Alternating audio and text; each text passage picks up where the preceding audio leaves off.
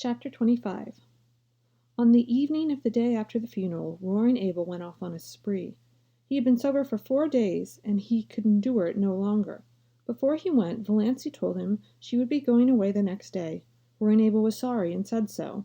A distant cousin from back up was coming to keep house for him, quite willing to do so now that there was no sick girl to wait on. But Abel was not under any delusions concerning her. "She won't be like you, my girl. Well, I'm obliged to you. You helped me out of a bad hole, and I won't forget it. And I won't forget what you did for Sissy. I'm your friend, and if you ever want any of the Sterlings spanked and sot in a corner, send for me. I'm going to wet my whistle. Lord, but I am dry. Don't reckon I'll be back afore tomorrow night. So if you're going to be home tomorrow, say goodbye now." "I may go home tomorrow," said Valancy, "but I'm not going to Deerwood." "Not going—" "You'll find the key in the woodshed nail," interrupted Valancy, politely and unmistakably. "The dog will be in the barn and the cat in the cellar. Don't forget to feed her until your cousin comes. The pantry is full, and I made bread and pies today. Goodbye, Mr. Gay. You have been very kind to me, and I appreciate it." "We've had a damn decent time of it together, and that's a fact," said Roaring Abel. "You're the best small sport in the world, and your little finger is worth the whole Sterling clan tied together. Goodbye, and good luck." Valancy went out to the garden. Her legs trembled a little, but otherwise she felt and looked composed. She held something tightly in her hand. The garden was lying in the magic of the warm, odorous July twilight. A few stars were out, and the robins were calling through the velvety silence of the barrens. Valancy stood by the gate expectantly. Would he come? If he did not, he was coming. Valancy heard Lady Jane Grey far back in the woods. Her breath came a little more quickly. Nearer and nearer. She could see Lady Jane now, bumping down the lane. Nearer, nearer. He was there. He had sprung from the car and was leaning over the gate, looking at her. "Going home, Miss Sterling?" "I don't know yet," said Valancy slowly. Her mind was made up, with no shadow of turning, but the moment was very tremendous. "I thought I'd run down and ask if there was anything I could do for you," said Barney. Valancy took it with a canter. "Yes, there is something you could do for me," she said, evenly and distinctly. "Will you marry me?" For a moment Barney was silent. There was no particular expression on his face. Then he gave an odd laugh. "Come now, I knew luck was just waiting around the corner for me. All the signs have been pointing that way today." "Wait." Valancy lifted her hand. "I am in earnest, but I want to catch my breath after that question. Of course, with my upbringing, I realize perfectly well that this is one of the things a lady should not do." "But why?" "For 2 reasons." Valancy said, still a little breathless, but she looked Barney straight in the eyes, while all the dead Sterlings revolved rapidly in their graves, and all the living ones did nothing because they did not know that Valancy was at that moment proposing lawful marriage to the notorious Barney Snythe. "The first reason is, I Valancy tried to say I love you, but could not. She had to take refuge in pretend flippancy. "I'm crazy about you. The second is this." She handed him Dr. Trent's letter. Barney opened it with the air of a man thankful to find some safe, sane thing to do. As he read it, his face changed. He understood, perhaps more than Valancy wanted him to. "Are you sure there's nothing that can be done for you?" Valancy did not misunderstand the question. "Yes. I know Dr. Trent's reputation in regard to heart disease. I haven't long to live, perhaps only a few months. A few weeks. I want to live them. I can't go back to Deerwood. You know what my life was like there, and—" She managed it this time. "I love you. I want to spend the rest of my life with you. That's all."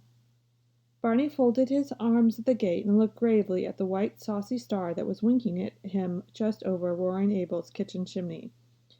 "You don't know anything about me. I may be a murderer." "No, I don't. You may be something dreadful. Everything they say of you may be true, but that doesn't matter to me." "You care that much for me, Valancy?"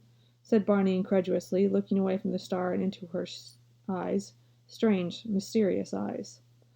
"I care that much," said Valancy in a low tone.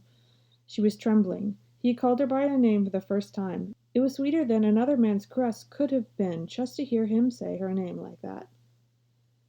If we're going to get married, said Barney, speaking suddenly in a casual, matter-of-fact tone, some things must be understood. Everything must be understood, said Valancy. I have things I want to hide, said Barney coolly. You are not to ask me about them. I won't, said Valancy. You must never ask to see my mail. Never. And we won't pretend to be anything to each other. We won't, said Valancy. You won't even have to pretend you like me. If you marry me, I will know you're only doing it out of pity. And we'll never tell a lie to each other about anything, a big lie or a petty lie. Especially a petty lie, agreed Valancy. And you'll have to live on my island. I don't want to live anywhere else. That's partly why I want to marry you, said Valancy. Barney peered at her. I believe you mean it. Well, let's get married then. Thank you, said Valancy with a sudden return of primness. She would have been much less embarrassed if he had refused her. I suppose I haven't any right to make conditions, but I'm going to make one. You are never to refer to my heart or my liability to sudden death. You never urged me to be careful. You are to forget, absolutely forget, that I'm not perfectly healthy. I've written a letter to my mother. Here it is. You are to keep it, and it will explain everything. If I drop dead suddenly, as I likely will do, it will exonerate me in the eyes of your kindred from the suspicion of having poisoned you, said Barney with a grin. Exactly, Valancy laughed gaily. Dear me, I'm glad this is over. It has been a bit of an ordeal. You see, I'm not in the habit of asking men to marry me. It is so nice of you not to refuse me, or offer to be a brother. I'll go to port tomorrow and get a license. We can be married tomorrow evening. Dr. Stalling, I suppose? Heavens, no, Valancy shuddered. Besides, he wouldn't do it. He'd shake his forefinger at me, and I'd jilt you at the altar. No, I want my old Mr. Towers to marry me. You will marry me as I stand, demanded Barney. A passing car, full of tourists, honked loudly. It seemed derisively. Valancy looked at him. Homespun shirt, nondescript hat, muddy overalls, unshaven. Yes, she said. Barney put his hands over the gate and took her little cold ones gently in his. Valancy, he said, trying to speak lightly, of course I'm not in love with you. Never thought such a thing as being in love, but, do you know, I always thought you were a bit of a dear. Chapter 26. The next day passed for Valancy like a dream. She could not make herself or anything she did seem real. She saw nothing of Barney, though she expected him to go rattling past on his way to the port for a license. But perhaps he had changed his mind? But at dusk the lights of Lady Jane suddenly swooped over the crest of the wooded hill beyond the lane. Valancy was waiting at the gate for her bridegroom. She wore a green dress and green hat because she had nothing else to wear. She didn't look or feel like a bride-like. She looked really like a wild elf straight out of the green wood, but it did not matter. Nothing at all mattered except that Barney was coming for her. Ready? Barney said, stopping Lady Jane with some new horrible noises. Yes. Valancy stepped in and sat down. Barney was in his blue shirt and overalls, but they were clean overalls. He was smoking a villainous-looking pipe and was bareheaded, but he had a pair of oddly smart boots on under his shabby overalls, and he was shaven. They clattered onto Deerwood and through Deerwood and hit the long wooded road to the port. Haven't changed your mind, said Barney.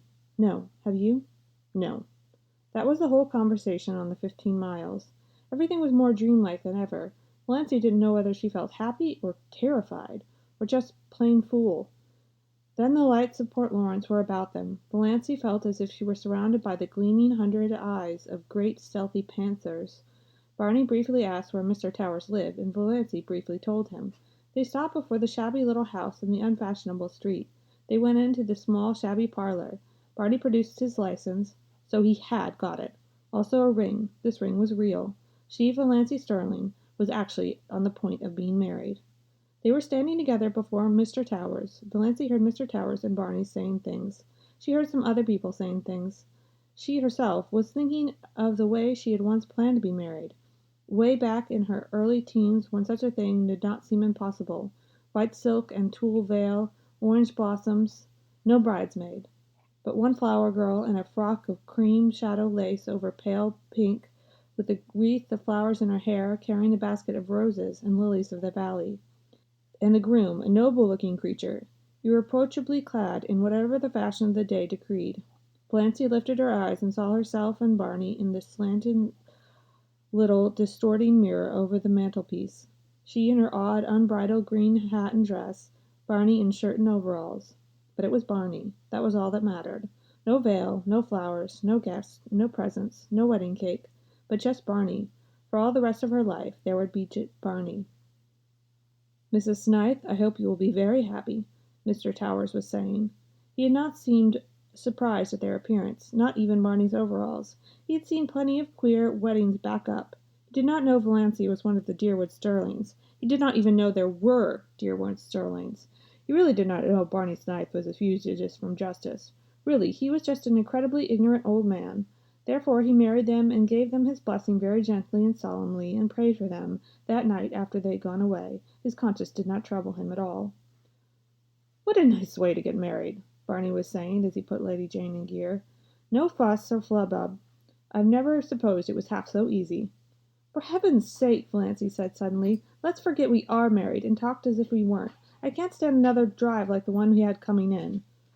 Barney howled and threw Lady Jane into a high with the infernal noise.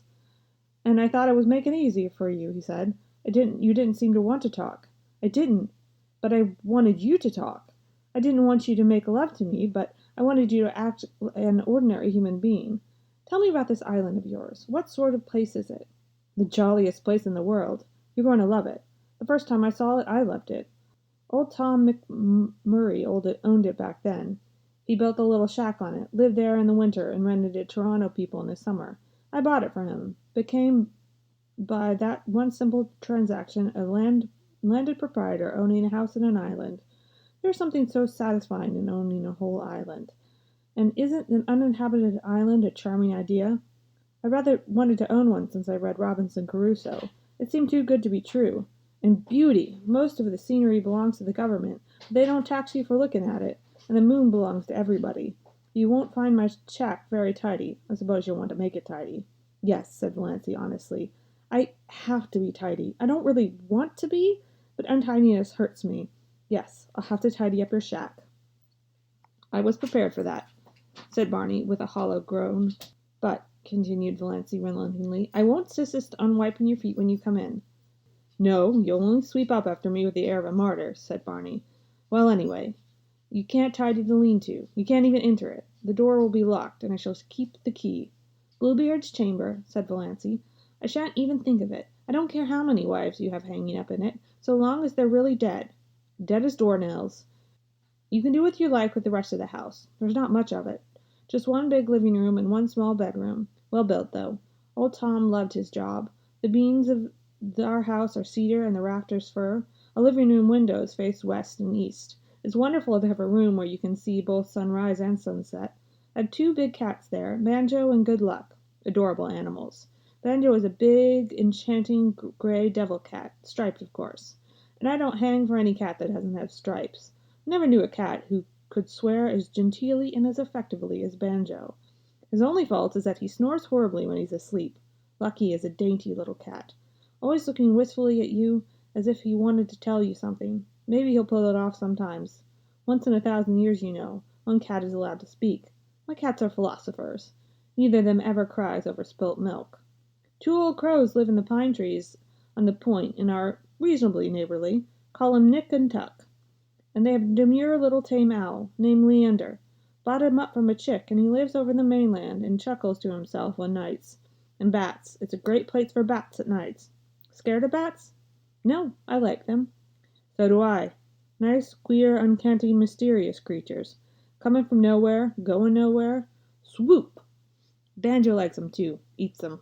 I have a canoe and a disappearing propeller boat. Went to the port to put it in today to get my license. Quieter than Lady Jane. "I thought you hadn't gone at all. That you had changed your mind," admitted Valancy. Barney laughed, the laugh that Valancy did not like, the little, bitter, cynical laugh. "I never changed my mind," he said shortly. They went back through the Deerwood, up to the Muskoka road, past Warren Abel's, over the rocky, daisied lane. The dark pine wood swallowed them up, through the pine wood, where the air was sweet with the incense of unseen, fragile bells of the lianes that carpeted the banks of the trail, out of the shore of the Mistawus. Lady Jane must be left here. They got out. Barney led the way down the little path to the edge of the lake. "There's our island," he said gloatingly. Valancy looked. and looked again. There was a diaphanous lilac mist in the lake shrouding the island. Through it and the two enormous pine trees that clasped hands over Barney's shack loomed out like dark turrets. Behind them was a sky still rose-hued in the afternoon light, and a pale young moon. Valancy shivered like a tree, and the wind stirred suddenly. Something seemed to sweep over her soul. "My blue castle," she said. "Oh, my blue castle!" They got into the canoe and paddled out to it. They left behind the realm of everyday and things known, and landed on a realm of mystery and enchantment where anything might happen, anything might be true. Barney lifted Valancy out of the canoe and swung her to the lichen-covered rocks under a young pine tree. His arms were about her, and suddenly his lips were on hers. Valancy felt herself shivering with the rapture of her first kiss. "Welcome home, dear," Barney was saying. Chapter 27. Cousin Georgiana came down the lane leading up to her house. She lived half a mile out of Deerwood and wanted to go into Amelia's and find if Doss had come home yet. Cousin Georgiana was anxious to see Doss. She had something very important to tell her, something, she was sure, Doss would be delighted to hear. Poor Doss! She rather had a dull life of it. Cousin Georgiana owned to herself that she would not like to live under Amelia's thumb. But that would be all changed now. Cousin Georgiana felt tremulously important.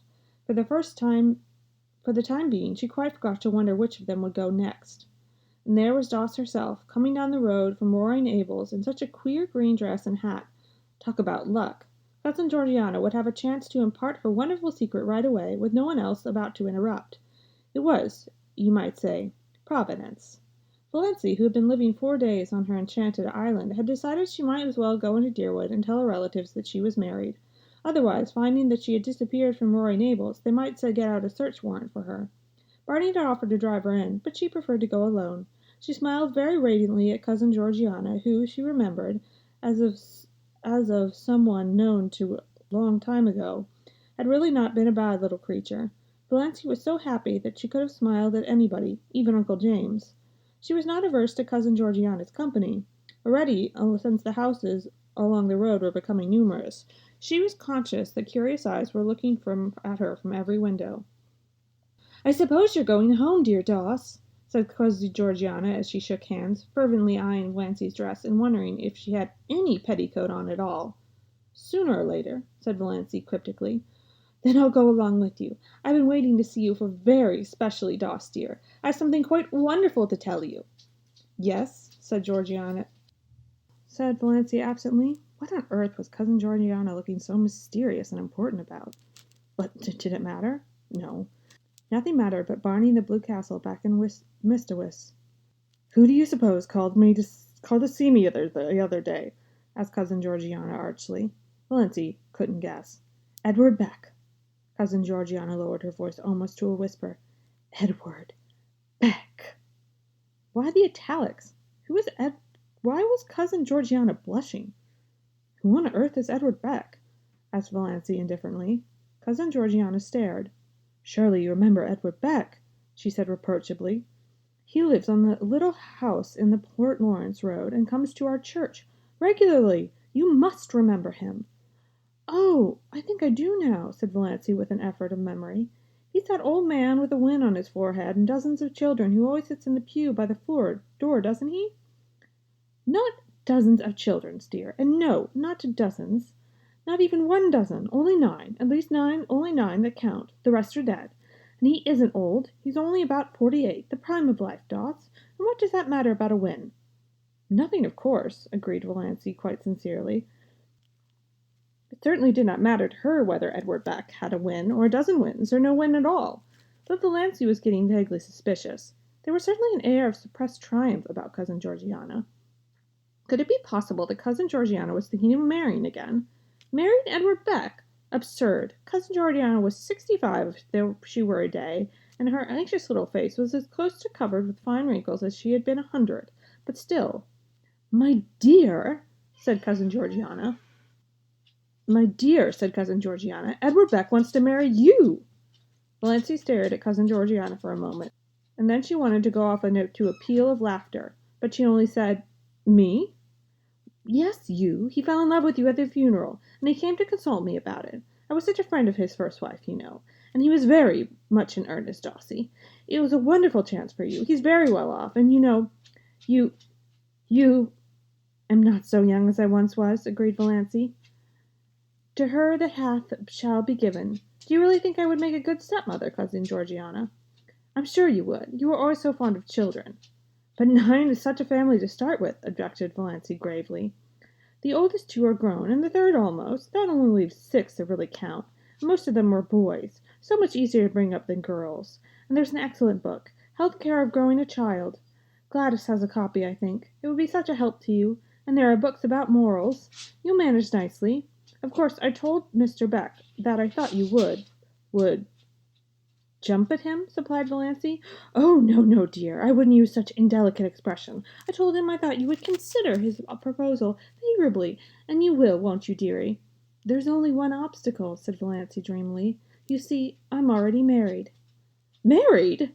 Cousin Georgiana stopped stock still and stared at Valancy. Married? Yes, I was married to Barney Snipe last Tuesday evening at Port Lawrence. There was a convenient gate post hard by. Cousin Valancy took firm hold of it. Doss, dear, I am an old woman. Are you trying to make fun of me? Not at all. I'm only telling you the truth. For heaven's sake, Cousin Georgiana. Valancy was alarmed by certain symptoms. Don't go crying here in the public road.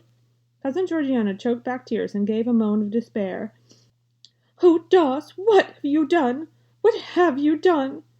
I've just been telling you. I've gotten married, said Valancy calmly and patiently. To that Barney Snipe! While I say he's had a dozen wives already. I'm the only one around at present, said Valancy. What will your poor mother say? Moaned Cousin Georgiana. Come along with me in here, if you want to know, said Valancy. I'm only on my way to tell her now. Cousin Georgiana let go of the gate-post cautiously and found that she could stand alone. She meekly trotted beside Valancy, who suddenly seemed quite a different person in her eyes. Cousin Georgiana had a tremendous respect for a married woman, but it was so terrible to think of what the poor girl had done.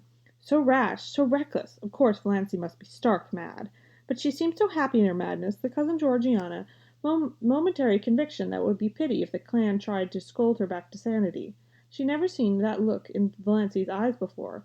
And what would Amelia say? And Ben! To marry a man you know nothing about, thought Cousin Georgiana out loud. I know more about him than I know of Edward Beck, said Valancy. Edward Beck goes to church, said Cousin Georgiana. Does your husband? He has promised that he'll go with me on fine Sundays, said Valancy. When they turned at the Sterling Gate, Valancy gave an exclamation of surprise. Look at my rose bush! Why, it's blooming! It was, covered with blooms, great crimson, velvety blossoms, fragrant, glowing, wonderful. My cutting to pieces must have done it good, said Valancy, laughing. She gathered a handful of blossoms. They would look well on the supper table of the veranda of the Mistowus, and went up, still laughing, up the walk, conscious that Olive was standing on the steps. Olive, goddess-like in loveliness, looking down with a slight frown on her forehead. Olive, beautiful, insolent, her form voluptuous in its swathings of rose silk and lace, her golden brown hair curled richly under her big, white, frilled hat, her color ripe and melting. Beautiful, thought Valancy coolly, but, as if suddenly saw her cousins through new eyes, without the slightest touch of distinction. So Valancy had come home, thank goodness, thought Olive. But Valancy was not looking like a repentant returned prodigal. This was the cause of Olive's frown. She was looking triumphant, graceless, that outlandish dress, that queer hat, those handfuls of blood-red roses. There was something about both that dress and hat, as Olive instantly felt, that was entirely lacking in her own attire. This deepened the frown. She put out a condescending hand. So you're back, Doss. Very warm day, isn't it? Did you walk in? Yes. Coming in? Oh, no, I've just been in. I've come often to comfort poor auntie. She's been so lonesome. I'm going to Miss Bartlett's tea. I have to help poor. She's giving it for her cousin from Toronto. Such a charming girl. You would have loved to meet her, Doss. I think Mrs. Bartlett did send you a card. Perhaps you'll drop in later on. No, I don't think so, said Valancy indifferently. I'm going to have to be home to get Barney's supper. We're going for a moonlit canoe ride around Mistowus tonight. Barney? Supper? Gasped Olive. What do you mean, Valancy Sterling? Valancy Snythe, by the grace of God. Valancy flaunted her wedding ring in Olive's stricken face. Then she nimbly stepped past her and into the house. Cousin Georgiana followed. She did not miss a moment of a great scene, even though Olive did look as if she was going to faint. Olive did not faint. She went stupidly down the street to Mrs. Bartlett's. What did Doss mean? She couldn't have that ring. Oh, what fresh scandal was on that wretched girl bringing on her defenseless family now? She should have been shut up long ago. Valancy opened the sitting-room door and stepped unexpectedly right into the grim assemblance of Sterlings. They had not come together of malice prepense. Aunt Wellington and Cousin Gladys and Aunt Mildred and Cousin Sarah had called in on their way home from a meeting of the Missionary Society. Uncle James had dropped in to give Amelia some information regarding a doubtful investment. Uncle Benjamin had called, apparently, to tell them it was a hot day and ask what the difference between a bee and a donkey. Cousin Stickles had been tactless enough to know the answer. One gets all the honey and the other gets all the wax. And Cousin Benjamin was in a bad humor. In all of their minds, unexpressed, was the idea of finding out if Valancy had come home yet, and if not, what steps must be taken in the matter. Well, here was Valancy at last, a posed, confident thing, not humble and deprecating as she ought to have been, and so oddly, improperly young-looking. She stood in the doorway and looked at them, Cousin Georgiana, timorous, expectant, behind her. Valancy was so happy she didn't hate her people any more. She could have even seen a number of good qualities in them that she had never seen before. She was sorry for them. Her pity made her quite gentle. Well, Mother, she said pleasantly. So you've come home at last, said Mrs. Frederick, getting out a handkerchief. She dared not be outraged, but she did not expect to be cheated of her tears. Well, not exactly, said Valancy. She threw her bomb. I just thought I'd drop in and tell you I was married, last Tuesday night, to Barney Snythe. Uncle Benjamin bounced up and sat down again. God bless my soul, he said dully. The rest seemed to turn to stone, except Cousin Gladys, who turned faint. Aunt Mildred and Uncle Wellington had to help her out to the kitchen. She would have to keep up the Victorian traditions, said Valancy with a grin. She sat down, uninvited, on a chair. Cousin Stickles began to sob. Is there one day in your life that you haven't cried? Said Valancy curiously. Valancy, said Uncle James, being the first to recover the power of utterance. Did you mean what you said just now? I did. Do you mean to say you've actually gone and married that notorious Barney Snythe, that criminal, I have. Then, said Uncle James violently, you are a shameless creature, lost to all sense of propriety and virtue, and I wash my hands entirely of you. I do not ever want you to see your face again. What have you left to say when I commit murder? Asked Valancy. Uncle Benjamin again appealed to God to bless his soul. That drunken outlaw, that... A dangerous spark appeared in Valancy's eyes. They might say what they liked to her, and of her, but they should not abuse Barney. Say damn, and you'll feel better, she suggested. I can express my feelings without blasphemy, and I can tell you I've covered yourself with eternal disgrace and infamy by marrying that drunkard. You would be more endurable if you got drunk occasionally. Barney is not a drunkard. He was seen drunk in Port Lawrence, pickled to the gills, said Uncle Benjamin. If that's true, and I don't believe it, he had a good reason for it. Now, I suggest you all stop looking tragic and accept the situation. I'm married, and you can't undo that, and I'm perfectly happy. I suppose you ought to be thankful he really married her, said Cousin Sarah by way of looking on the bright side. If he really has, said Uncle James, who had just washed his hands of Valancy. Who married you? Mr. Towers, of Port Lawrence. By a free Methodist, groaned Mrs. Frederick, as if to be married by an imprisoned Methodist would have been a shade less disgraceful. It was the first thing she had said. Mrs. Frederick didn't know what to say. The whole thing was too horrible, too nightmarish, and she was sure she must wake up soon, after all their bright hopes at the funeral. And this makes me think of what-do-you-call-ems, said Uncle Benjamin helplessly. Those yarns, you know, of fairies taking babies out of their cradles. Valancy could hardly be a changeling at age 29, said Aunt Wellington sarcastically. She was the oddest-looking baby I ever saw, anyway, averred Uncle Benjamin. I've said so at the time, you remember, Amelia. I said I never seen such eyes on a human head. I'm glad I never had any children, said Cousin Sarah. If they don't break your heart in one way, they do it in another. Isn't it better to have your heart broken than to have it wither up? Queried Valancy. Before it could be broken, it must have been something splendid. That would be worth the pain. Drippy, clean drippy, muttered Uncle Benjamin with a vague, unsatisfactory feeling that somebody said something like that before. Valancy, said Mrs. Frederick solemnly, do you ever pray to be forgiven for disobeying your mother? I should pray to be forgiven for obeying you for so long, said Valancy stubbornly, but I don't pray about that at all. Just thank God every day for my happiness. I would rather, said Mrs. Frederick, beginning to cry rather belatedly, see you dead before me, than listen to what you have told me today. Valancy looked at her mother and aunts and wondered if they'd really ever known anything of real meaning of love. She felt sorry for them than ever. They were very pitiable, and they never suspected it. Barney Snythe is a scoundrel to have deluded you into marrying him, said Uncle James violently. Oh, I did the deluding. I asked him to marry me, said Valancy with a wicked smile. Have you no pride? Demanded Aunt Wellington. Lots of it. I'm proud of that I have achieved a husband by my own unaided efforts. Cousin Georgiana here wanted to help me to Edward Beck. Edward Beck is worth $20,000 and has the finest house between here and Port Lawrence, said Uncle Benjamin. That sounds very fine, said Valancy scornfully, but it isn't worth that, she snapped her fingers, compared to the feeling Barney's arms around me and his cheek against mine. Oh, Doss, said Cousin Stickles. Cousin Sarah said, Oh, Doss. Aunt Wellington said, Valancy, you need not be so indecent. Why, I'm sure it is indecent to like having your husband put his arms around you. I should think it would be indecent if you didn't. Why expect decency from her? Inquired Uncle James sarcastically. She's cut herself off from decency forevermore. She has made her bed. Let her lie in it. Thanks, said Valancy very gratefully. How you must enjoy being a Torquemada. Now, I must really be getting back. Mother, may I have those 3 woolen cushions I worked last winter?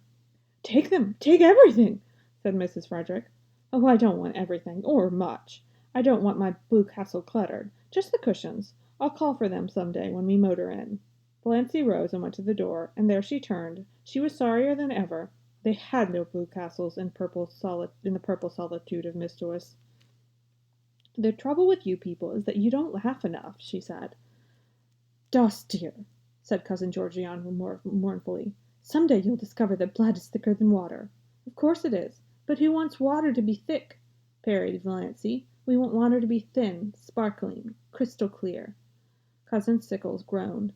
Valancy would not ask any of them to come and see her. She was afraid they would come out of curiosity, but she said, Do you mind if I drop in and see you once in a while, Mother? My house will always be open to you, said Mrs. Frederick with a mournful dignity. I shall never recognize her again, said Uncle James sternly as the door closed behind Valancy. I cannot quite forget I am a mother, said Mrs. Frederick. My poor unfortunate girl. I dare say the marriage isn't legal, said Uncle James comfortingly. He has probably been married 6 times before. But I am through with her. I have done all I could, Amelia. I think I will admit that, henceforth. Uncle James was terribly solemn about it. Valancy is to me as one dead. Mrs. Barney Snythe, said Cousin Georgiana, trying it out to see how it would sound. He has scores of aliases, no doubt, said Uncle Benjamin. For my part, I believe the man is half Indian, and I haven't a doubt they're living in a wigwam. If he has married her under the name of Snythe, and it isn't his real name, wouldn't that make the marriage null and void? Asked Valancy, Cousin Stickles hopefully. Uncle James shook his head. No, it's the man who marries, not the name. You know, said Cousin Gladys, who recovered and returned, but was still shaky. I had a distinct premonition of this at Herbert's silver dinner. I remarked on it at the time, when she was defending Snythe. You remember, of course. It all came over me like a revelation. I spoke to David when I came home about it. What? What, demanded Aunt Wellington of the Universe, has come over Valancy? Valancy! The Universe did not answer, but Uncle James did. Isn't there something coming out late, second personalities cropping out? I don't hold with these newfangled notions, but there's something in this one. I would account for her incomprehensible conduct. Valancy is so fond of mushrooms, sighed Cousin Georgiana. I'm afraid she'll get poisoned eating toadstools by mistake living back in the woods." "There are worse things than death," said Uncle James, believing it was the first time in the world that such a statement had been made. "Nothing will be the same again," sobbed Cousin Stickles. Valancy, hurrying along the dusty road, back to the cool Mistwas and her purple island, had forgotten all about them, just as she had forgotten that she might drop dead at any moment if she hurried. Chapter 28. Summer passed by. The Sterling clan, with the insignificant exception of Cousin Georgiana, had tactfully agreed to follow Uncle James's example and look upon Valancy as one dead. To be sure, Valancy had unquieted, ghostly habit of reoccurring resurrections when she and Barney clattered through Deerwood and out to the port in that unspeakable car. Valancy bareheaded, with stars in her eyes; Barney bareheaded, smoking his pipe, but shaven. Always shaven now, if any of them had noticed it. But they even had the audacity to go to Uncle Benjamin's store to buy groceries. Twice Uncle Benjamin ignored them. Was Valancy not one of the dead? While Snipe had never existed. But the third time he told Barney he was a scoundrel who should be hung for luring an unfortunate, weak-minded girl away from her home and friends. Valancy's one straight eyebrow went up. "I have made her happy," he said coolly, "and she was miserable with her friends, so there's that." Uncle Benjamin stared. It never occurred to him that women ought to be made happy. You pup," he said. "Why be so unoriginal?" queried Barney amiably. "Anybody could be a pup. Why not think of something worthy of the Sterlings? Besides, I'm not a pup. I'm really quite a middle-aged dog. 35, if you're interested in knowing." Uncle Benjamin remembered just in time that Valancy was dead. He turned his back on Barney. Valancy was happy. Gloriously, entirely so. She seemed to be living in a wonderful house of life, and every day opened a new mysterious room. It was in a world which nothing in common with one she had left behind, a world where time was not, which was young with immortal youth. There was neither past nor future, but only present. She surrendered herself utterly to the charm of it. The absolute freedom of it was all unbelievable. They could do exactly as they liked. No Mrs. Grundys, no traditions, no relatives or in-laws. Peace. Perfect peace, with loved ones far away, as Barney quoted shamelessly. Valancy had gone home once to got her cushions, and Cousin Georgiana had given one of her famous candlewick spreads of the most elaborate design. "For your spare bed, my dear," she said. "But we haven't got any spare room," said Valancy. Cousin Georgiana looked horrified. A house without a spare room was monstrous to her. "But it's a lovely spread," said Valancy with a kiss, "and I'm so glad to have it. I'll put it on my own bed. Mr. Barney's old patchwork quilt is getting quite ragged." "I don't see how you can be contented to live back up," sighed Cousin Georgiana. "It's so out of the world." "Contented?" laughed Valancy. What was the use of trying to explain to Cousin Georgiana? "It is," she agreed, "the most glorious and entirely out of the world." "And you're really happy, dear?" asked Cousin Georgiana wistfully. "I really am," said Valancy gravely, her eyes dancing. "Marriage is such a serious thing," sighed Cousin Georgiana. "When it's going to last long," agreed Valancy. Cousin Georgiana did not understand this, but it worried her, and she lay awake at night wondering what Valancy meant. Valancy loved her blue castle, and was completely satisfied with it. The big living room had 3 windows, all commanding exquisite views of exquisite Mistwas. The one on the end of the room was an oriel window, which Tom Montgomery, Barney explained, had gotten out of some little old back-up church that had been sold. It faced the west, and when the sunset flooded it, Valancy's whole being knelt in prayer as if in some great cathedral. The new moons always looked down through it, and the lower pine boughs swayed upon the top of it, and all through the nights the soft dim silver of the lake dreamed through it. There was a stone fireplace on the other side, no desecrating gas imitation, but a real fireplace where you could burn real logs, with a big grizzly bearskin on the floor before it, and beside it a hideous red plush sofa of Tom Montgomery's regime, but its ugliness was hidden by silver-gray timber-wolf skins, and Valancy's cushions made it gay and comfortable. On the corner a nice, tall, lazy old clock ticked, the right kind of clock, the one that did not hurry away the hours, but ticked them off deliberately. It was the jolliest-looking old clock, a fat, corpulent clock with a great round man's face painted on it, and the hand stretching out of its nose, and the hours encircling it like a halo. There was a big glass case of stuffed owls and several deer heads, likewise of Tom Macmillan's vintage. Some comfortable old chairs that asked to be sat upon, a squat little chair with a cushion that was prescriptively Banjo's. If anybody else dared sit upon it, Banjo glared at him out of his topaz-hued, black-ringed eyes. Banjo had an adorable habit of hanging over the back of it, trying to catch his own tail, losing his temper because he couldn't catch it, giving it a fierce bite for spite when he did catch it, yowling malignantly with pain. Barney and Valancy laughed at him until they ached, but it was Good Luck they loved. They were both agreed that Good Luck was so lovable that he practically amounted to an obsession. One side of the wall was lined with rough homemade bookshelves filled with books, and between the two side windows hung an old mirror in a faded gilt frame with a fat Cupid's gambolling on the panel over the glass. The mirror, Valancy thought, that must have been like a fabled mirror in which Venus had once looked, and to which thereafter reflected as beautiful every woman that looked into it. Valancy thought she was almost pretty in that mirror, but it may be because she shingled her hair. It was before the day of bobs, and was regarded as a wild, unheard-of proceeding, unless you had typhoid. When Mrs. Frederick heard of it, she almost decided to erase Valancy's name from the family Bible. Barney cut the hair square at the back of Valancy's neck, bringing it to a short black fringe over her forehead, and gave meaning and purpose to her little three-cornered face that had never possessed before. Even her nose ceased to irritate her. Her eyes were bright, and her sallow skin had cleared to the hue of creamy ivory. The old family joke had come true. She was really fat at last, anyway, and she was no longer skinny. Valancy might never be beautiful, but she was of the type that looks best in the woods, elfin, mocking, alluring. Her heart bothered her very little. When attack threatened, she was generally able to head it off with Dr. Prince's prescription. The only bad one she had one night was when she was temporarily out of medicine, and it was a bad one. For the time being, Valancy realized keenly that death was actually waiting to pounce on her any moment, and the rest of the time she could not let herself remember it at all.